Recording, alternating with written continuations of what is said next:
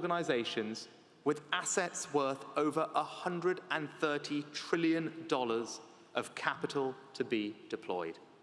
This is a historic wall of capital for the net zero transition around the world. What matters now is action, to invest that capital in our low-carbon future. Let's bring in Amira Sawas. She's the Director of Programs and Research at Climate Outreach and joins us from Glasgow. Amira, welcome to the program. Thanks for joining us. Now, we heard there from Rishi Sunak talking about the money that's going to be needed in order to combat the climate crisis.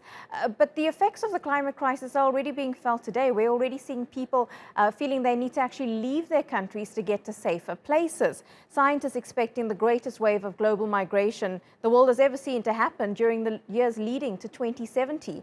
How ready are we to even deal with this? We're not ready. We're not ready at all.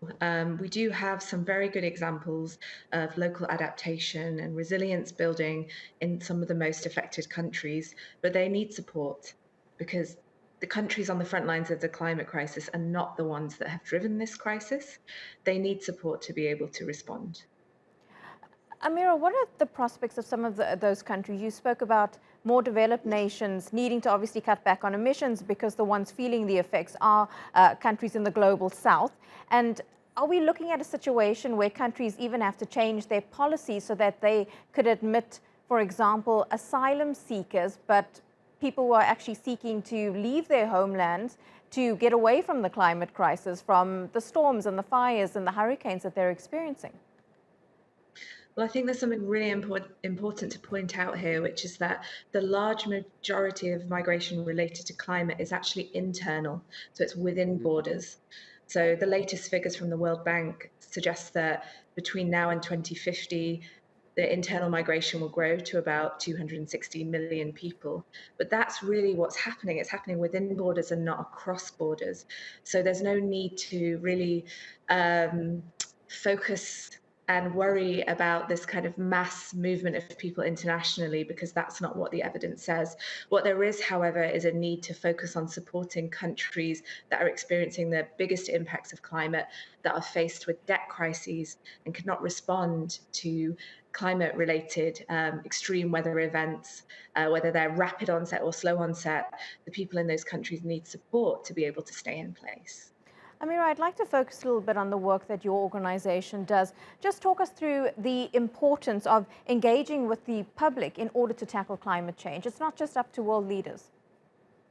Absolutely. So we see that systemic action from governments and institutions and business and individual action are two sides of the same coin. So I work for Climate Outreach, and we basically communicate with and try to understand publics in different countries.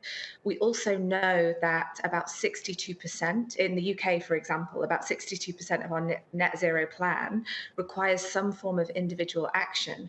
So we can't reach our plans to get to a 1.5 degree world if we don't engage the public. Well, what do you make of what we've seen at COP26 over the last few days and the pledges that have been made there? Do you think it's enough? I think, it's very good to see pledges and we're always hopeful, but I think what most people want to see is the ambitions and pledges made in the Paris Agreement to be followed through on. So, if we're talking about climate-related migration and the most vulnerable populations across the world, we need the loss and damage mechanism and the finance for that to come through. So this is a pot of money which developed countries who have largely driven the climate crisis that we're in, they're supposed to put money in that pot to support the poorest and most vulnerable countries who are experiencing climate impacts, so that when they have a crisis, they have some financial support to be able to respond and to not get further pushed into debt. But we're not yet seeing that come through, that loss and damage decision. The ambition there, we want that to translate into action. It absolutely has to happen at this COP. Yeah, so much of it really coming down to the money surrounding it. Amira Sawas, speaking to us from Glasgow. Thank you so much.